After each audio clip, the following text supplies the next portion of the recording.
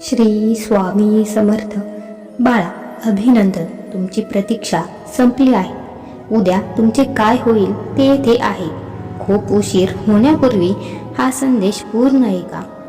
माझ्या बाळा, हा संदेश लक्षपूर्वक शेवटपर्यंत ऐक. संकटमुक्त होशील.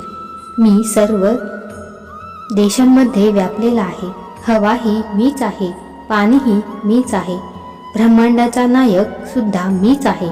माझ्यामध्ये ती शक्ती आहे जी प्रत्येक दिशांमध्ये पसरलेली आहे.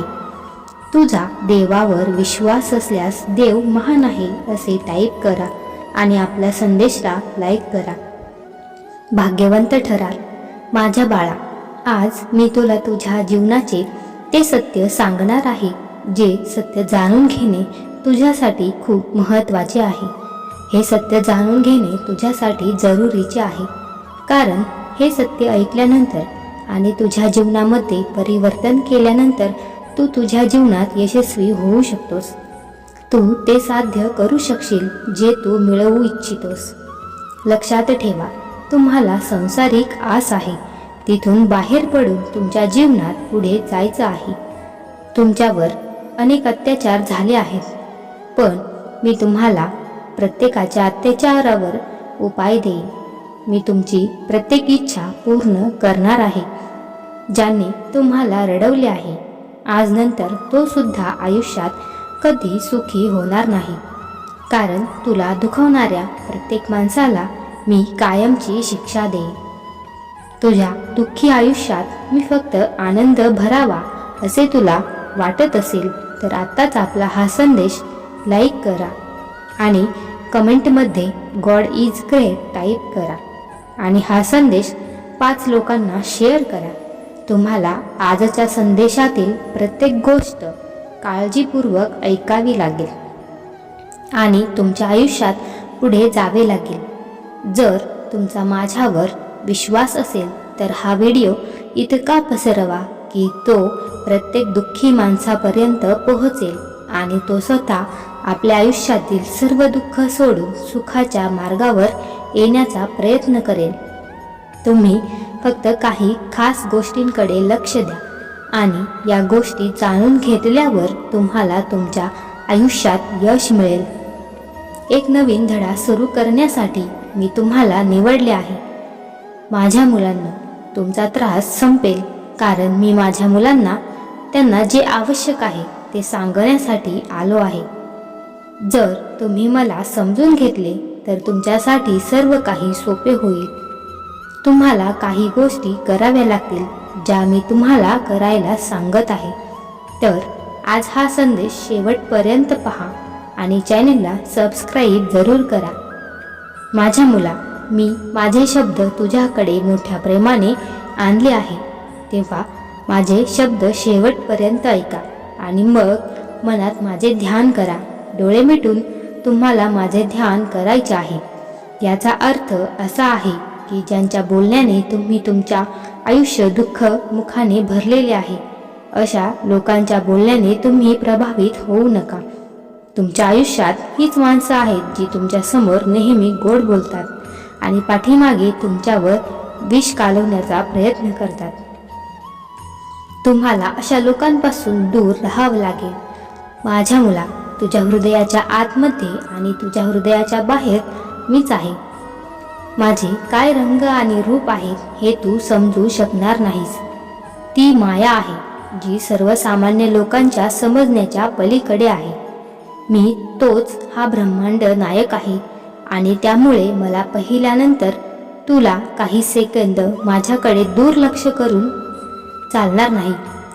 माझे खरे भक्त नाही हे सिद्ध करू नका.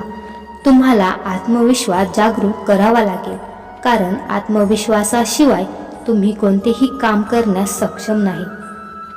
माझ्या मुला, व्यक्ती आयुष्यात विश्वास कमवते, तो कोणतेही काम करण्यास यशस्वी होत नाही आणि तुला हे माहीत करून घेणे खूप जरुरी आहे की माझा तुझ्यावर आत्मविश्वास आहे. तुझ्या जीवनात सर्वात मोठी ताकद आहे ज्यासाठी तुला आता मेहनत करायची आहे. तुझे कार्य करशील तेव्हा विश्वास ठेव की स्वतःचे तुझेच कार्य पूर्णत्वास येईल. कणाकणात माझा वास आहे, तरी पण तुला असे वाटते की मी तुझ्या सोबत नाही. माझ्या मुला, तुझ्या घरात उपासून ते प्रत्येक क्षेत्रापर्यंत जेथे तू जातो, तुझ्या प्रत्येक क्षणात मी तुझ्या सोबत असतो. जेव्हा तू माझ्या बोलण्याकडे दुर्लक्ष करशील आणि तुझ्या जीवनाला वाईट मार्गावर नेशील, तेव्हाच मी तुला सोडेल. जर तू असे केले तर तू तुझ्या स्वामींचा विश्वास गमावू बसशील. यावरती जेवढे प्रेम करतो त्यापेक्षा अधिक पटीने तुझी चिंता करतो. माझ्या मुला, सुरक्षित आहे की नाही याबद्दल मला नेहमी काळजी वाटते, कारण तुम्हाला तुमच्या जीवनाची काळजी नाही.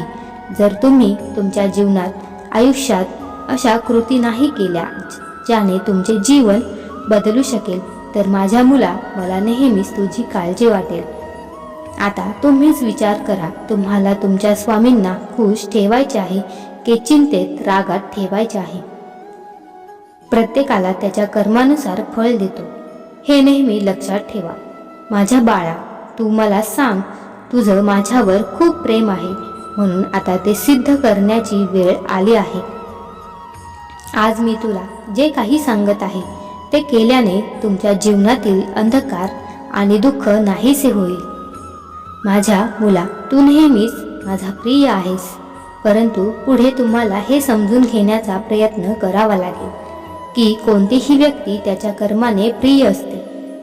त्याच्या वाईट रस्त्याने तुम्ही जाण्याचा विचार करत आहात, तर मग तुम्ही त्या वाईट लोकात खेचले जाल. आयुष्यात सर्व काही चांगले करू शकतात, शेवटी वाईटाचा मार्ग निवडतात. माहीत आहे की कोणत्याही व्यक्तीला सतत आनंदी राहणे शक्य नाही. देवाने सुद्धा दुःखाचा सामना करावा लागतो. देवाने सुद्धा ते दुःख सहन केले आहे जे तू आता करतो आहेस. पण जर देव सुद्धा जीवनातील दुःखांमुळे सर्व काही संपले असा विचार करू लागला, तर अशा परिस्थितीत आपण हे जग कसे सांभाळू शकणार नाही. या जगात वेळेला सर्वात जास्त महत्त्व आहे आणि काळ ही अशी व्यक्ती आहे की देव सुद्धा तिच्या चक्रात अडकतो. त्यावेळी नुसार पूर्ण होणारी कामे तुम्हाला करावी लागतील. ज्याप्रमाणे सूर्य पहाटे लवकर येतो आणि संपूर्ण जगाला जागे करतो आणि संध्याकाळी चंद्र आपल्या प्रकाशाने जग प्रकाशित करतो, त्याचप्रमाणे तुम्हाला तुमच्या वेळेनुसार काम करावे लागेल. अन्यथा तुमचे आयुष्य कधीही सुरळीत होणार नाही. सध्या तुमच्या घरात ज्या काही समस्या आहेत त्या सर्व समस्या तुम्ही आत्मशक्तीने दूर करू शकता. हा संदेश शेवटपर्यंत पाहिल्याबद्दल धन्यवाद.